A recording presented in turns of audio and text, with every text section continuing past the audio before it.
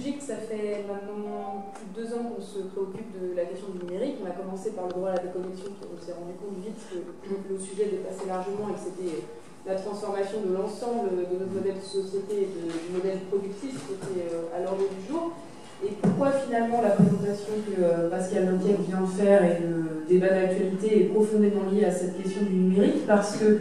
de fait, effectivement, on se retrouve bien dans l'interrogation risque ou opportunité, en fonction de au service de qui et quelle finalité de la transformation numérique. Est-ce que c'est au service de l'intérêt général ou est-ce que c'est au service des 1% du capital du patronat? Ça dépend comment on les appelle, mais en général c'est les mêmes. Et donc, d'où l'enjeu d'avoir un débat large pour permettre que ces transformations soient faites au service du plus grand nombre. Donc c'est le travail que LUGICT essaye de mener depuis plusieurs mois pour qu'on puisse mener le débat avec les principaux et principales concernés, les salariés et notamment les ingénieurs techniciens qui sont producteurs et concepteurs aussi de ces technologies. Et le fait que les transformations soient aussi profondes et rapides, c'est la nouveauté, nécessite plus que jamais des régulations et des réglementations. Et c'est pour ça que la question de la loi, tout à l'heure, qui était abordée, est d'autant plus importante dans le contexte dans lequel on est aujourd'hui, puisque la particularité du numérique, c'est l'effet disruption, c'est-à-dire on peut disruption au service de tout le monde, c'est-à-dire que nous aussi, ça peut nous servir. Quand on regarde la façon dont la mobilisation s'est construite, qui est une mobilisation qui s'est construite par le bas, plus que d'autres mobilisations, il y a eu des effets disrupteurs liés au web. Avec la première date de mobilisation de 9 mars, elle s'est d'abord construite par en bas et par les nouvelles possibilités de communication liées aux réseaux sociaux avant d'être reprise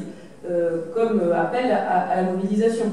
Donc ça, c'est intéressant parce que ça permet de contourner les médias, de contourner aussi, c'est un débat qu'il faut aussi que vous ayez sur les possibilités de contournement du verrouillage des banques, par exemple, dans d'autres secteurs. Donc on voit que le numérique peut être utilisé au service des citoyens pour contourner toute une série de verrouillages, et c'est bien l'élévation du niveau de qualification et le numérique qui a été à l'origine des révolutions du monde arabe et notamment des révolutions tunisiennes. Et nous, on a mis un peu longtemps à mesurer ce que ça voulait dire, et je pense que ce mouvement social permet de voir un petit peu plus les potentialités, on va dire, subversives du numérique. Et de l'autre côté, par contre, les potentialités destructives, on les voit aussi très bien dans ce projet de loi El Khomri, notamment les dispositions sur les plateformes, puisque le numérique peut être un outil pour détruire toutes les conquêtes sociales depuis 200 ans, et y compris, donc on peut faire le rapport avec l'invention de l'imprimerie, on peut aussi faire le rapport avec la première révolution industrielle, où avant l'impact des grandes luttes sociales, de la légalisation des syndicats et de la construction des États-providence, les révolutions industrielles se sont traduites par une paupérisation extrêmement importante des ruraux qui sont devenus le prolétariat. Donc la question c'est, est-ce que là on va refaire la même chose avec le numérique, c'est-à-dire casser toutes les protections qui existent actuellement dans la société et avoir un système où on revient à du droit commercial et à du gré à gré, et où dans 70 ans avec la gueule de bois on pourra se dire ah c'est peut-être un petit peu violent, il faut peut-être reconstruire des protections collectives, ou est-ce que collectivement on est capable d'anticiper ça justement par régulation, réglementation et du débat collectif. Et c'est l'inquiétude qu'on a aujourd'hui, puisque ce projet de loi El Khomri montre justement que ces enjeux n'ont pas du tout été construits et compris, et que le but c'est juste d'avoir une réponse à court terme pour maximiser les profits. Moi je voulais revenir sur 3 aspects en particulier. Le premier c'est la question du partage de la valeur, parce que du partage et de la notion même de valeur, parce que ce qu'on observe comme impact de la révolution numérique,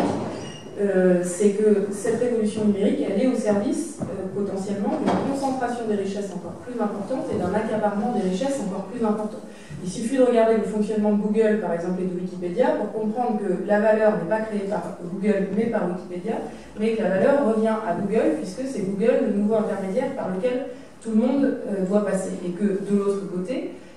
Google ne paye aucun impôt, donc il y a un problème sur les modèles de fiscalité, que Google n'a quasiment aucun salarié, puisque le travail, c'est nous qui le faisons, et pas des salariés. Et donc, ce modèle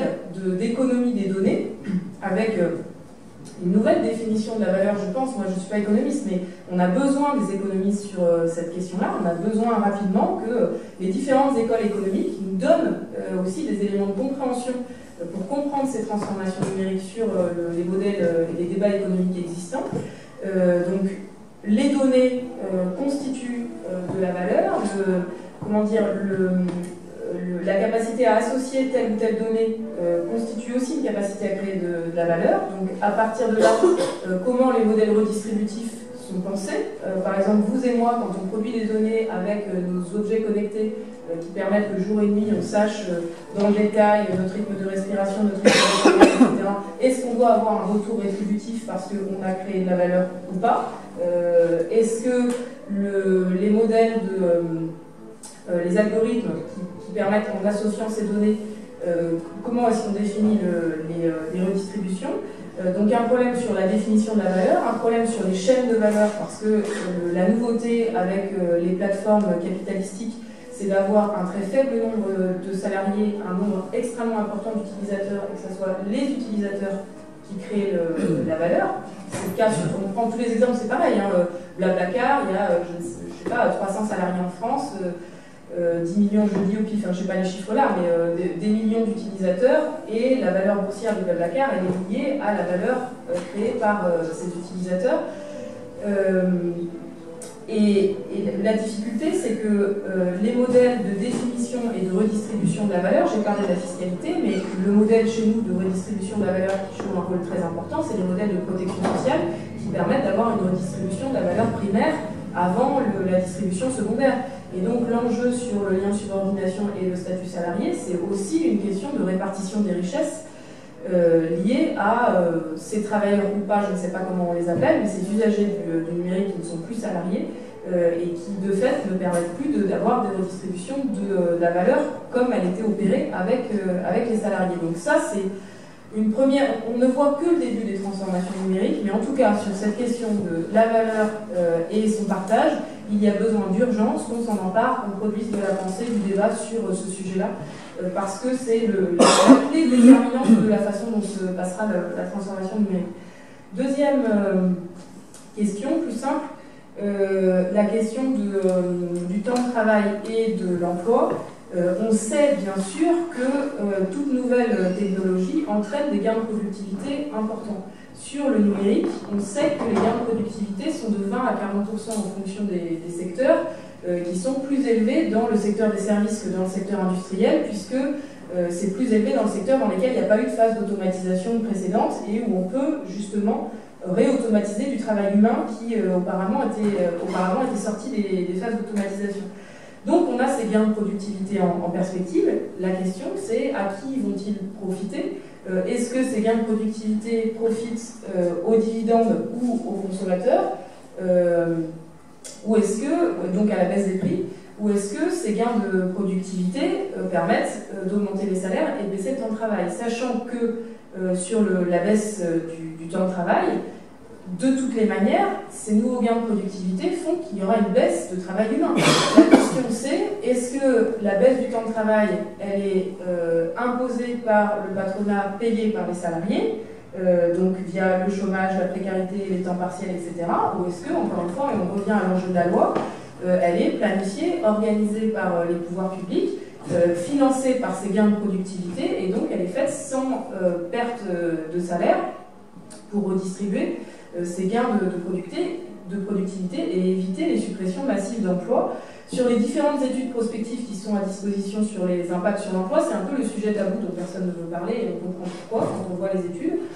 puisque les études disent qu'en gros, sous 10 ans, on peut avoir au mieux destruction, création d'emplois correspondantes, mais ça c'est au mieux, et au pire, ça peut être 3 millions d'emplois en France sous 10 ans supprimés. Donc, quand on regarde par rapport à la désindustrialisation qu'on a vécue depuis les années 80, on voit que là, c'est plus rapide et plus violent comme impact. Là, cette fois, ça touche d'abord les emplois intermédiaires. Donc, cette question de la réduction du temps de travail, non seulement la CGT l'a toujours portée du point de vue de l'émancipation, mais là, il y a une urgence du point de vue de l'emploi du fait de cette révolution numérique et de cette révolution technologique. Ensuite, sur les questions de santé et de nouveaux rapports au travail qu'induit le numérique, bien sûr, le numérique brouille les frontières entre vie privée et vie professionnelle. Le numérique intensifie le travail et le densifie d'ailleurs avec une diversité de tâches à effectuer en même temps. Donc si, encore une fois, il n'y a pas de régulation-réglementation, il y a un impact négatif du numérique qu'on voit déjà à travers l'essor du burn-out. C'est pas un effet de mode. Enfin, aujourd'hui, il est traité par les médias comme un effet de mode, et ça y est, c'est le nouveau mot à la mode dont tout le monde parle, mais il faut parler de ce qui le cause au travail, en termes de temps de travail, d'intensification du travail, etc. C'est bien de le reconnaître comme maladie professionnelle, il faut en débattre avec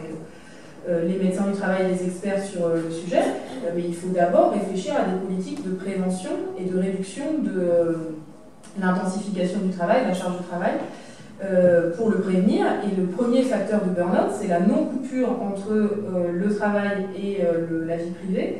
Les études de l'APEC montrent que chez les cadres, il y a 30% des cadres qui ne déconnectent jamais, qui ne déconnectent pas pendant leurs vacances, qui ne déconnectent pas le soir, la nuit, qui ne déconnectent pas pendant leur week-end. Quand on voit que dans la première version du projet de loi El Khomri, il y avait la possibilité de fractionner les 11 heures de repos pour les cadres au forfait jour, ça a été retiré pour mieux le remettre par la fenêtre, puisque pour l'instant, dans la version 2 du projet de loi, c'est renvoyé à une négociation, enfin une concertation, pardon, qui aurait lieu en octobre, en même temps que le télétravail et le nomadisme. Donc, enjeu de penser de nouveaux droits en lien avec la question du numérique, c'est la raison pour laquelle l'UGIT-CGT a travaillé, on a écrit donc 10 pages de projet de loi, quasiment, on ne l'appelle pas comme ça la proposition rédigée, mais c'est quasiment un projet de loi, sur réduire le temps de travail pour les ingénieurs techniciens à l'heure du numérique. Donc ce projet de loi porte sur le droit à la déconnexion, où on a rédigé ce que ça voudrait dire pour nous dans le Code du travail, qui est tout sauf un slogan qui nous est aujourd'hui proposé dans le projet de loi El Khomri avec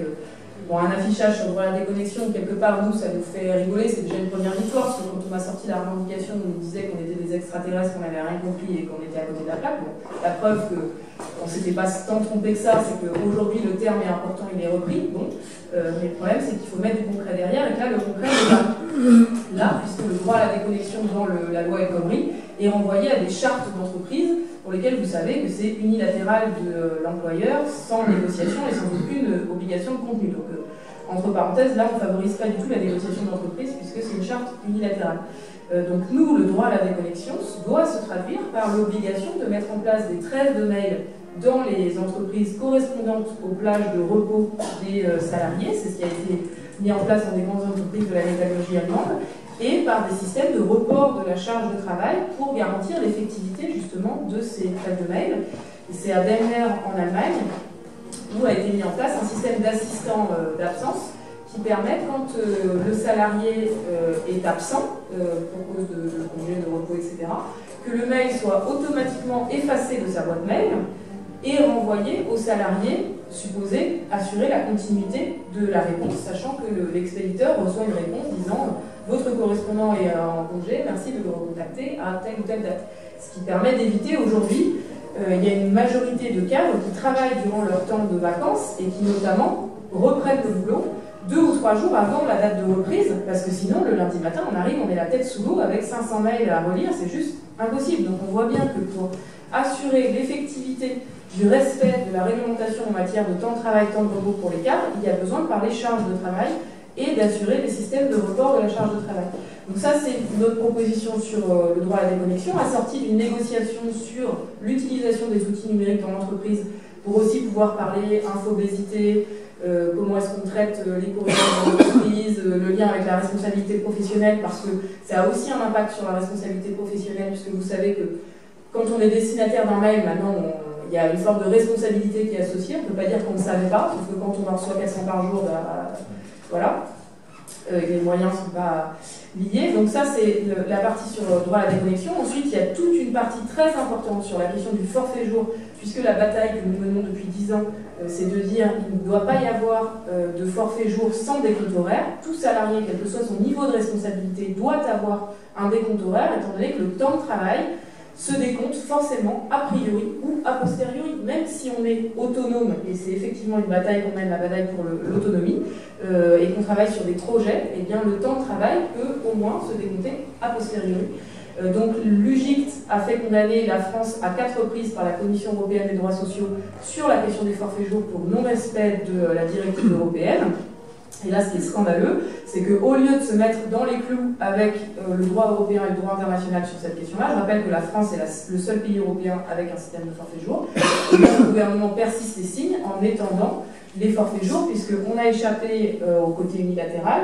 c'est bien, mais par contre, on a l'extension des forfaits jours avec le dispositif de salariés mandatés qui permet de négocier des forfaits jours dans des entreprises dans lesquelles il n'y a pas de l'IRP ou de section syndicale. Donc nous avons fait une proposition rédigée, détaillée, pour se mettre dans les clous de la réglementation européenne et encadrer strictement les forfaits jours. Et puis enfin, dans cette proposition, des propositions concrètes sur le télétravail et sur le nomadisme professionnel. Et donc cette proposition, on l'a adressée à la ministre, je crois que c'était le 28 novembre dernier, lettre ouverte, communiqué de presse, on l'a rendu public, on a appelé son cabinet pour lui dire on vous envoie ça, on attend des réponses, on est prêt à négocier, discuter sur cette base de proposition.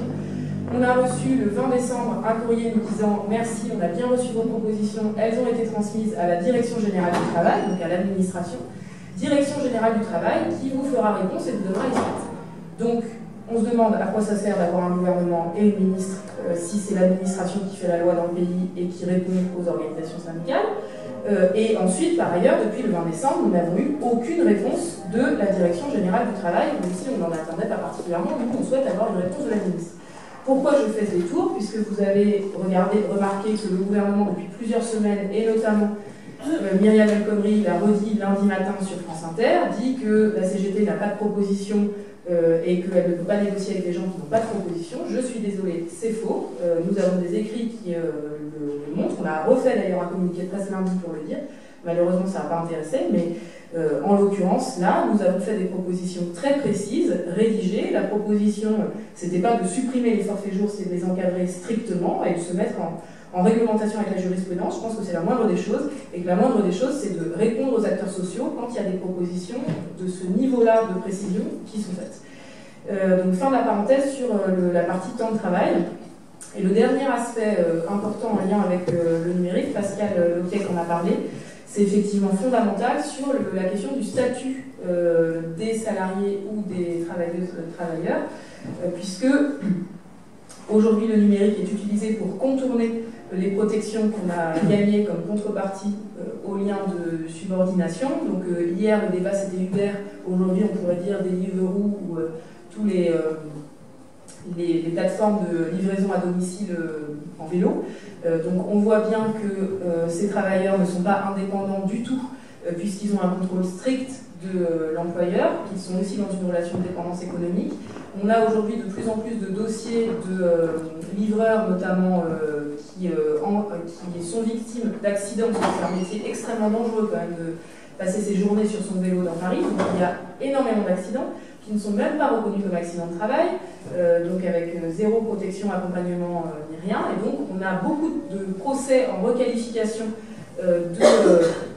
travailleuses et travailleurs de plateforme. Vous avez vu la position de l'URSSAF qui a annoncé qu'elle allait faire un redressement d'Uber pour travail dissimulé. C'est pas pour rien que dans l'article 23, je crois, du projet de loi El Khomri, il y a des dispositions pour les travailleuses et travailleurs de plateforme, et donc ces dispositions, c'est des droits à minima, et vraiment minima, parce que ça a encore été renié après le 49.3. Donc ces droits, c'est si le travailleur veut avoir une protection en matière d'accident du travail, c'est l'employeur qui la paye. Et puis des droits en matière de formation professionnelle. Sauf que c'est encore plus à minima que ça, puisque c'est conditionné à un minimum de chiffres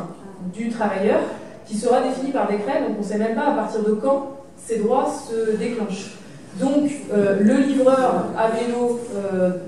voilà, qui fait 10 heures de livraison à vélo par semaine, ou alors qui travaille pour 5 plateformes différentes, lui, il ne sera toujours pas reconnu comme accident du travail. Donc droit à minima, et en échange de ces droits à minima, par contre, le prix est exorbitant, puisque le prix, c'est que pour ces travailleurs-là, le lien de subordination ne pourra plus être reconnu et invoqué devant les tribunaux pour les requalifications. Donc on voit bien qu'avec cet exemple-là, qui pour l'instant est marginal, on crée une nouvelle catégorie de travailleurs et travailleuses qui sont en dehors de tous les radars et qui potentiellement peuvent devenir, en fonction des arbitrages et des batailles qu'on mènera, l'objectif d'un certain nombre, c'est que ces travailleuses et travailleurs deviennent majoritaires. Donc cette bataille-là, sur cet article-là du projet de loi El Khomri,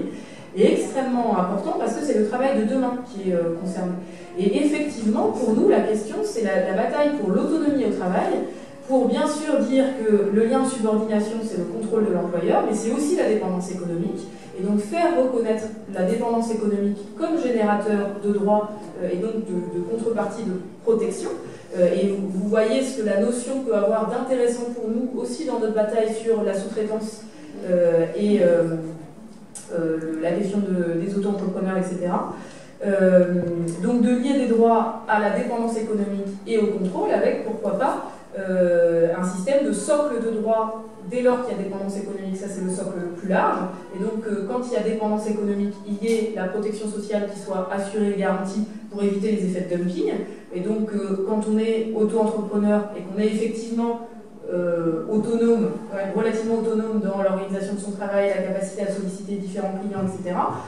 on est quand même ce socle de droits de protection sociale puisqu'on est bien en situation de dépendance économique et que ça permet justement d'éviter les effets de dumping qu'aujourd'hui on voit massivement sur les auto-entrepreneurs où on a des ruptures conventionnelles qui sont négociées et en face des salariés qui deviennent auto-entrepreneurs. Et puis après, plus on monte dans la dépendance et dans le contrôle, plus il y a de droits qui à faire qui sont des contreparties. Donc c'est ça ce que la CGT porte quand on parle d'un nouveau statut du travail salarié, c'est bien l'enjeu de pouvoir attacher ces droits-là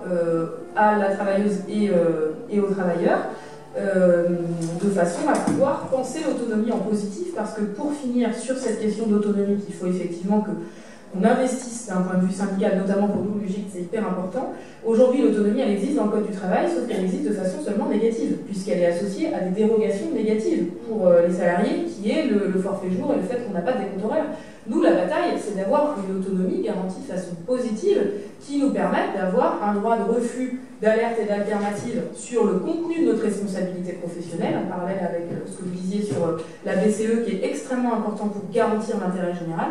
et donc de gagner des garanties d'exercice de la responsabilité professionnelle et de l'autonomie en positif dans le code du travail. Voilà, je vais m'arrêter là pour ne pas faire trop long.